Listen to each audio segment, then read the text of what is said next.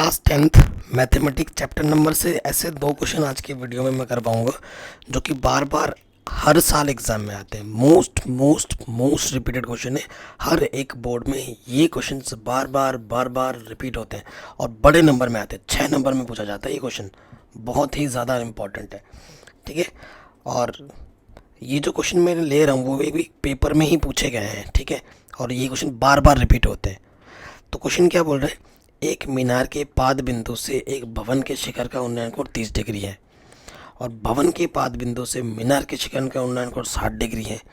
यदि मीनार की ऊंचाई 50 मीटर हो तो भवन की ऊंचाई ज्ञात कीजिए। सिंपल सा क्वेश्चन है और बार बार पूछा था। और अथवा करके एक और क्वेश्चन दे रखा है, देखो कि सेकंड वाला क्वेश्चन है ना, कितने सेकंड में पहुंचेगा। ये क्वेश्चन भी बहुत बार रिपीट होता है, बार बार रिपीट होता है। तो इन दोनों क्वेश्चनों को आज के इस वीडियो में हम सॉल्व करेंगे। तो सबसे पहले क्वेश्चन पे आ जाते हैं। क्वेश्चन नंबर 29 है ये हमारा। बाकी सभी क्वेश्चन मैंने ऑलरेडी पेपर के करा रखे हैं, लिंक्स आपको मैं डाल दूंगा डिस्क्रिप्शन पे। सबसे पहले हमारे पास क्या है बेटा, एक मीनार है। ठीक है, एक मीनार है और एक भवन है। ठीक है, तो यहाँ मैं सिंपल एक्सप्लेनेशन रखूँगा, सिंपल तरीके से बताऊँगा। ये मेरा भवन है और ये मेरा मीनार है। मैं लिख भी देता हूँ, भवन और मीनार हवा में तो लटकेंगे नहीं, ये ज़मीन पे ही खड़ा होगा। ये ज़मीन है नीचे मेरा, ये मेरा मीनार है, मैं लिख देता हूँ। ठीक है, और ये मेरा भवन है इस तरफ। ये भवन का ये शिखर है, ये पाद बिंदु है। ये मीनार का शिखर है, ये मीनार का पाद बिंदु है। तो पहले कंडीशन में ये बोला गया है, एक मीनार के पाद बिंदु से, ये मीनार का पाद बिंदु है, भवन के शिखर का जो उन्नयन कोण है वो 30 डिग्री है। उन्नयन कोण नीचे से ऊपर देखने पर जो बनता है। ठीक है, फिर क्या बोला गया, भवन के पाद बिंदु से, ये भवन का पाद बिंदु है, पाद बिंदु से मीनार के शिखर का उन्नयन कोण जो है वो कितने 60 डिग्री है। ठीक है, कह रहे हैं यदि मीनार 50 मीटर ऊंची हो, जो मीनार की ऊंचाई है हमारे पास वो 50 मीटर दे रखी है, यहाँ से लेकर यहाँ तक की ऊंचाई 50 मीटर में दे रखी है। ठीक है, तो हमसे बोला गया भवन की ऊंचाई कितनी होगी। मान लेते हैं कि भवन की ऊंचाई h होगी। तो कभी कभी हमसे ये बोलता है कि भवन और मीनार के बीच की दूरी कितनी होगी वो भी निकालो, तो हम वो भी निकाल के दिखा देंगे। मान लेते हैं कि ये दूरी कितनी है, x है। ठीक है, कभी कभी ये भी पूछ देता है तो ये भी आपको निकाल के दिखा देंगे। बहुत ही शानदार क्वेश्चन है। इसके बाद वाला क्वेश्चन तो इससे भी ज़्यादा इंपॉर्टेंट है। ठीक, ये चित्र पहले बन गया। सबसे पहला काम है क्वेश्चन को ढंग से पढ़ो, आराम से पढ़ो, समझते हुए चित्र बनाओ बढ़िया। अगर चित्र बन गया तो मेरा मानना है क्वेश्चन आपका वहीं हल हो गया। ठीक है, बाकी तो फॉर्मेलिटी होती है। अब नाम दे दो, ए बी, ये वाला पॉइंट सी और ये वाला पॉइंट मैंने डी दे दिया। ठीक, अब एक चीज़ है, मैंने क्या बोला था, सिंपल ट्रिक। जब आपके दो जितने भी समकोण त्रिभुज बनते हैं उसमें बस हल कर दो। आपको पता है एक चीज़ दी होगी, एक चीज़ निकालनी होगी, और यहाँ पे एक समकोण त्रिभुज ये दिख रहा है। ठीक है, सो जब ऐसे त्रिभुज हमने देख लिए हैं, बट एक जो ये वाला जो भुजा है वो दोनों में उभयनिष्ठ है, तो इसको तुम्हें लेना ही पड़ेगा।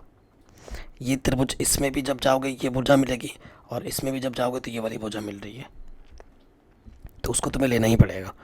कैसे करेंगे हल, त्रिभुज ए बी सी में। ठीक है, त्रिभुज ए बी सी ले लिया मैंने। ए बी सी दिख रहा है आपको, ये ए बी सी है। ठीक है, ये आपको निकालना है और ये दोनों भुजाओं का कॉमन है, उभयनिष्ठ भुजा है, इसको लेना पड़ेगा। ठीक है, तो मैं क्या करता हूँ, ए बी बट्टे बी सी। आपको बताएं, लाला आम लाया कच्चा कच्चा आम, ये सूत्र बताइए आपको, ट्रिक। यहाँ पे sine cos tan cosec sec cot. ठीक है, यानी कि ये कोण है, ये कोण के सामने वाली भुजा क्या होती है, लंब।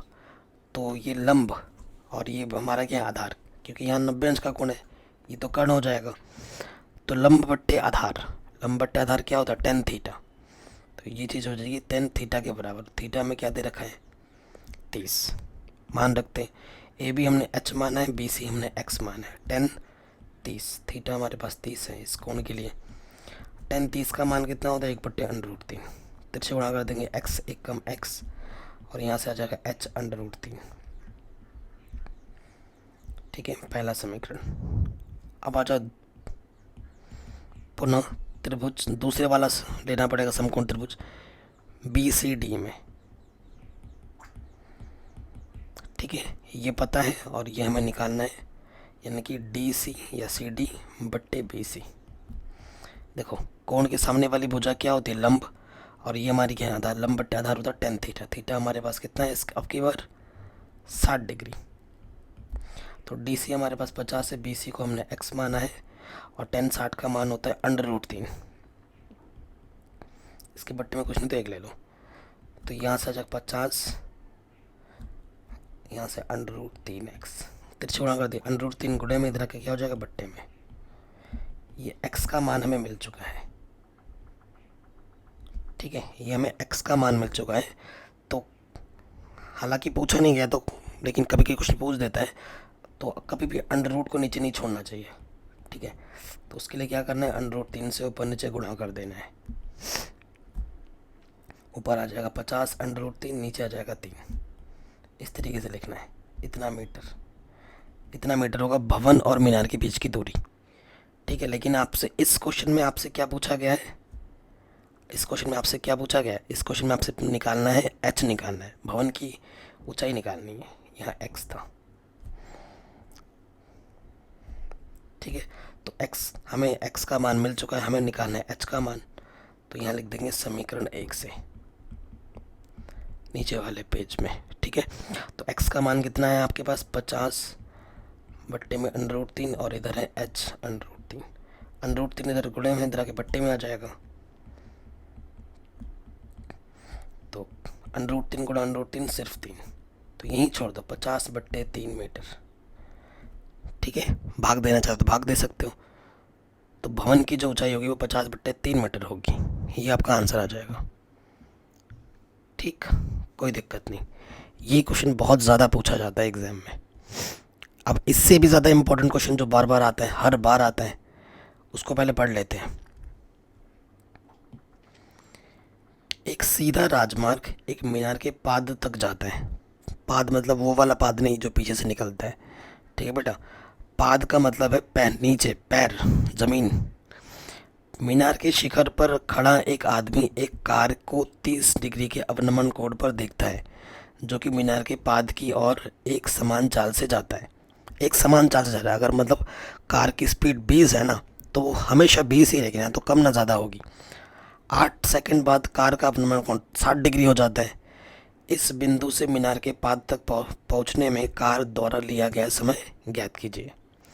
तो देखो बेटा, मैं चैप्टर 9 जब पढ़ा रहा था तो मैंने हमको बताया अवनमन कोण और उन्नयन कोण में कैसा संबंध होता है, सीधा संबंध होता है। अगर आप अवनमन कोण हमें पता है तो उसकी मदद से हम उन्नयन कोण के फॉर्म में बना सकते हैं। तो पहले आप चित्र बनाते हैं, सबसे मेन काम होता है चित्र बनाना। हमारे पास एक सीधा राजमार्ग है, ये हमारा राजमार्ग है, हाईवे रोड, और यहाँ पर एक मीनार से हम देख रहे हैं, ठीक है, ये मीनार है हमारा, ठीक है। मीनार से जब हम देखेंगे ना, पहली बार हम एक कार को देख रहे हैं, यहाँ पर पहली कार है। जब पहली बार कार को देख रहे हैं तो जो हमारा अवनमन कोण बन रहा है, अवनमन कोण बोल रहा है लेकिन मैं अवनमन और उन्नयन में डायरेक्ट संबंध होता है। तो पहली बार जब हम कार को देख रहे हैं तो वो कितना बन रहा है, 30 डिग्री बन रहा है, ठीक है। यहाँ से यहाँ तक फिर क्या होता है ना, 8 सेकंड बाद कार यहाँ पहुँच जाती है। पहले यहाँ थी, पहले ए अवस्था में थी, फिर बी बिंदु पर पहुँच जाती है। और दूसरी बार 8 सेकंड बाद जब हम कार को देखते हैं तो अब की बार जो कोण बनता है वो 60 डिग्री का बनता है। तो कार को यहाँ से यहाँ तक पहुँचने में कितना समय लगेगा, यही आपसे पूछा गया है। तो मान लेते यहाँ से लेकर यहाँ तक पहुँचने में कितना समय लगेगा, ये आपको निकालना है, ठीक है। ABC बोल दो, इसे D बोल दो।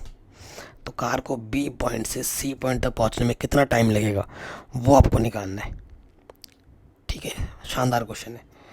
तो हम क्या करते हैं, देखो सेकंड समय की बात करनी है, क्योंकि कार एक समान चाल से चल रहा है, उस हिसाब से देखो बेटा, मैं सिंपल इस क्वेश्चन को करने के 2 से 3 तरीके हैं, लेकिन जो सबसे इजी तरीका है वही मैं बताऊंगा आपको। कई लोग दूरी वूरी मान के करने लगते हैं, चाल स्पीड मान लेते हैं, ऐसा कुछ नहीं करना पड़ेगा। खाली मुझे क्वेश्चन बहुत फिर टफ हो जाएगा। टफ क्यों बनाना यार, जब सिंपल है। तो मैं क्या बोलूँगा, इस दूरी को बोल दूँगा x, इस दूरी को मैं बोल दूँगा y, और इस दूरी को बोल दूंगा मैं h। ठीक है, ये x और ये y दूरी में समान बैठेगा, क्योंकि जो कार है बेटा, कार की स्पीड एक समान चाल से चल रही है।